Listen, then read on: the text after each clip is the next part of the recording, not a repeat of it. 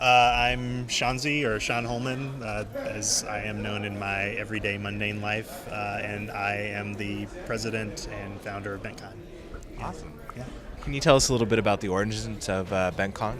BentCon was created out of a desire to propel LGBT work and to sort of create more awareness around it.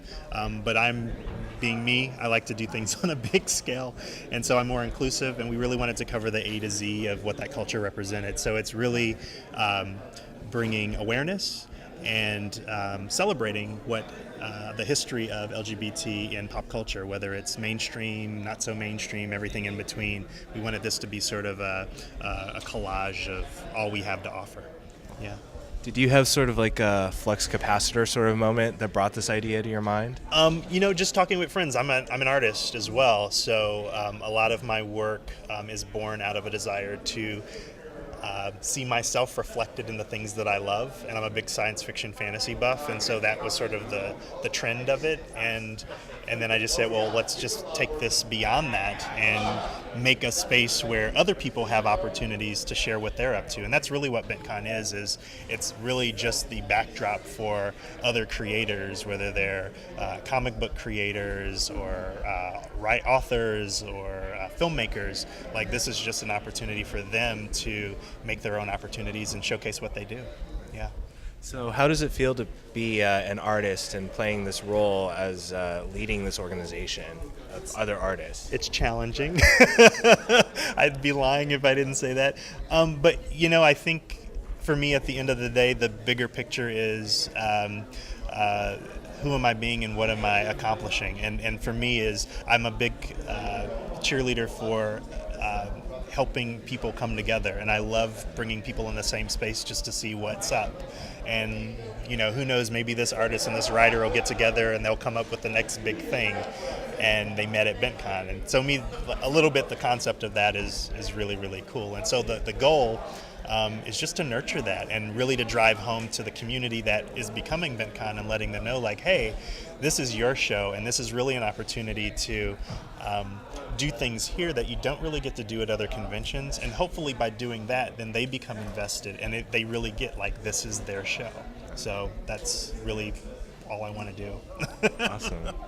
And has there been anyone that's surprised you, in this process of 3 years of starting this, that came out and said, I want to be a part of this? I think this year, just from the sheer number of interest, and I have the luxury and the pleasure now of being friends with some of my longtime idols creatively, and it's just so odd. I have to stop for a minute and go, I'm friends with these people, and I grew up loving their stuff, and so it's, I have to pinch myself and go, this is really happening. But the great thing about the convention is I really feel it's growing organically.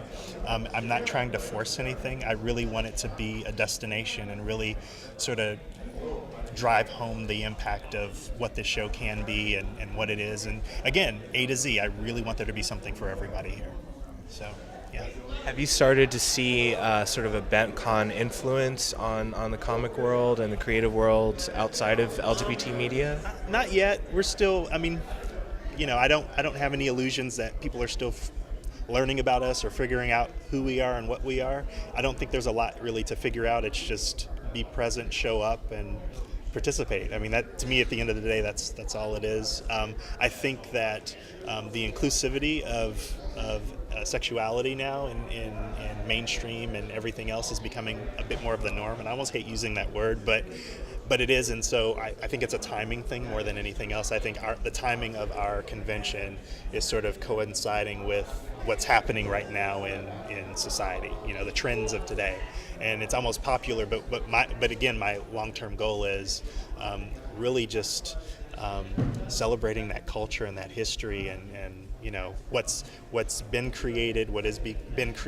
being created now, and who knows who might come out of this for the future. So just leave it open for that.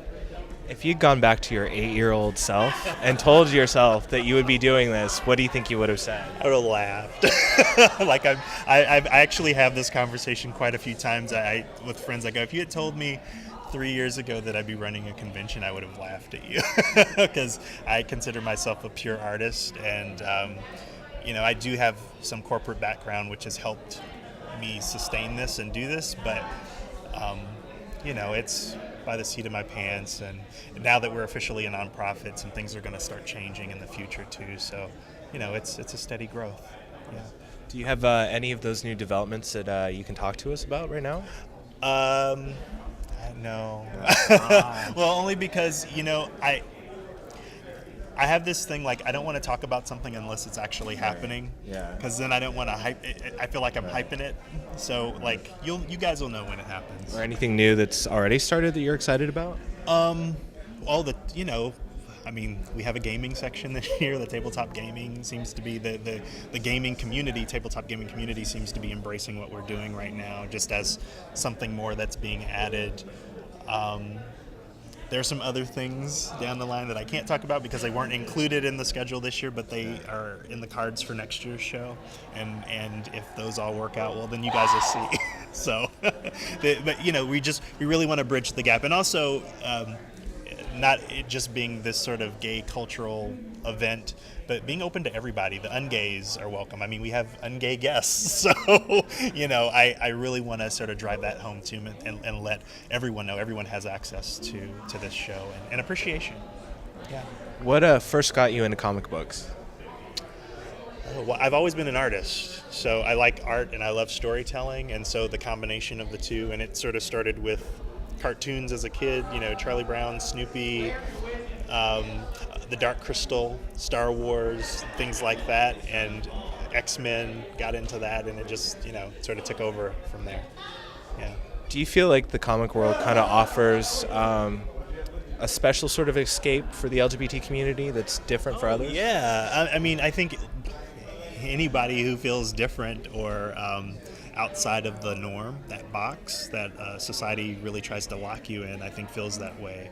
And I think for us, it's another level of escape when we don't want to deal with possibly the reality that may not be so pretty and bright. So, again, I think that it's sort of indicative. It's like it makes sense. And again, with the storytelling, all I'm trying to do is, with any of this, is just, I want to see who we are reflected back into the things that we love. We're big geeks, and I want to celebrate that too. Yeah. And what are some changes that you've seen in the comic world recently that are, as far as LGBT representation goes? Oh gosh, just the last year, the big two, North Star getting married, and DC Comics, Alan Scott's now gay, and Earth 2, and it's just, without sounding cliche, it is popular. Gay's the new black. But it's just it's a little refreshing, and for me it's sort of like whatever we need to do to have a presence and be seen and just shown as just as valid as any other type of human being, because everybody has validity and that's being expressed, then that's great. And again, MintCon being MintCon is sort of now the backdrop reflecting what's acceptable now, or becoming more acceptable. Yeah. And what do you see as the future for LGBT characters in comic books over the next several years? Just more commonplace. I think, especially with the generations, the younger kids that are coming up now, it's less of an issue. As a matter of fact, I think a lot of the youth tend not to even go into the whole sexuality thing. It seems just to be a bit more fluid. Everything's just a matter of fact. You like who you like. And that's interesting. I don't know what that means, but it'll be curious to see where that goes. Yeah. Do you think we'll see more established characters start to change their sexuality or develop the sexuality? I don't want to ever use the word change, but maybe things will be less coded or more implied, and just be, if Tim Drake likes that guy, then he's going to say he likes that guy, as opposed to what may be an allusion to it in the book. Because we pick up our truths where we think we find them, and anything that's there, we're gonna jump onto. So yeah. I want to know for a coach. So Dr. X and Magneto, did they have like a lover spat some time ago? No, no, they were friends. I was purely platonic. I could the Slash stories that could come out of that. I mean, I wouldn't be surprised.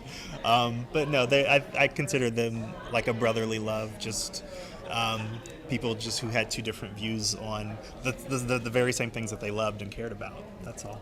For you, though, in the past, would you say that there were any that you did want to see, that did think there was code about, or any that you wish that there had been some kind of story along those lines? Yeah. Like who? Quite a few. If I have to go through the X-Men, I would say, well, even though they've done it in the alternate universe, Colossus being the artist, the big gentle giant. And I always felt like his relationship with Kitty Pryde was more of a big brother, little sister, and it always felt odd, that whole love relationship. I was like, this just feels odd, because she's so young and he's so much older, and it's almost like, is it a protection mechanism because he already has a little sister? And because I kind of did that. I don't have a little sister, but before I came out, that was sort of my thing, is this is how I'm going to be with women because I want to be a gentleman, blah blah blah. And so I sort of had a connection with that, going, oh, I think he's gay. He's an artist. He's sensitive. He can be an artist and sensitive and straight, yes. But the way they wrote him at that time, things just felt a little forced. So, yeah. You're familiar with the Aha Take On Me video, right? Yes. If you could live out that sort of scenario with a comic book character and have them come to life, who would it be and why? Oh my. Only one? Okay, or it could be a threesome. We'll make it modern. Oh gosh. I'm totally going to get it for this. That's the idea. Well, default Wolverine, because there's just he's furry. He's this big bundle of oof, and you just know he's good in bed. You're gonna be dizzy and smiling at the same time. So yeah, probably Wolverine. And my other extreme would probably be oh gosh, who would it be? That's a good question. Magneto. Yeah, Magneto would be the other end of the spectrum. Yeah. Is there a reason why you would pick Magneto?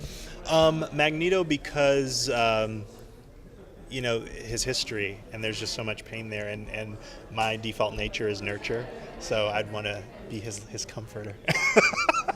Nice. Actually, one thing I've wondered about for a while is, how did you come up with the name BentCon? Oh, easy. It's a play on words, but it also had a bigger meaning, and it's evolved over time. Initially, the term bent is slang in the UK, for gay, but we took it a step further, and my whole concept behind bent is it's not normal, it's different, it's not straight, it's bent, and we want to celebrate difference. And it's okay to be different. And so that was sort of the overall overreaching concept behind calling it BentCon. So I didn't want to call it GayCon, because then that leaves it open for too many things. And I didn't want to go with Q or Lab, the cliche things. And I thought, that it's powerful enough that it stands on its own, and it makes people question, well, what is that? And that's a good thing, because I want people to find out what it is. Yeah. What has been the reaction of the comic community outside of LGBT fans? Mixed, some great, some not so great. I think it's still in a development process. There are even other LGBT people who think, oh, why are you segregating yourselves from everyone else? And I don't think it's segregation so much as, again, creating identity and celebration around who we are and what we do, but they don't see it that way. We're at Comic-Con, we're at all these other shows, that's great, but there's also a history of what we do that also doesn't get touched on at shows like that, and that's why something like BentCon is important, because we're recognizing it, we're bringing it to light, and we're saying it's okay. LGBT, it's not just the G, it's the L, it's the B, it's the T, it's the Q, and everything else that may come up inside of that. I really, long-term hope and dream is that this show will outlive me, and future generations will continue to evolve what it means to be, and share it in their work and what they do, and that would be great. And you mentioned future generations. Have you gotten emails from kids, teenagers, aspiring artists? Not personally, not yet, but when we've gone to, and I guess what else has inspired BentCon is I've gone to other conventions where I've met LGBT youth who have this very limited view of what they can do, because they think if someone finds out that because of who they love or who they're attracted to is somehow going to keep them from doing something that they love. There's still very much that belief out there. And while it's surprising to someone like you or I, you have to remember, like in other parts of the U.S. or just the world, they don't have that luxury. So I think something like BentCon is important because it really brings awareness to the fact that, hey, there are openly gay people in the industry who've made the movies that you love to go see, and they're not necessarily gay, but that guy or girl who worked on it, or trans person, happens to be, and that sends a message. And it's like who they are and how they love has nothing to do with or any effect on what they love to do. So yeah, we want to continue to send that message. Just because you got to get going. Yeah. But it's getting to be long. Okay, that's okay. I want to get you. Let's see. One other question that I've been asking people, just given the time that we're living in with Prop 8, if you had to pick a comic book character to go out and fight Prop 8 right now, who would it be? A comic book character to go fight Prop 8, who would be really good at it. I don't know if that character exists. Only because it's a persuasion argument, and I don't like having persuasion arguments with people. I think if I have to convince you of something, then there's something that you're missing because you're too busy holding on to the belief that you have to be open to what I'm sharing with you. So I just think it's just going to be an evolution. It's 10 years from now, we'll probably be ashamed of some of the stuff that we've done and said now. So I guess real life heroes, it's going to just take enough of real life heroes, a collective effort to make that change. Yeah.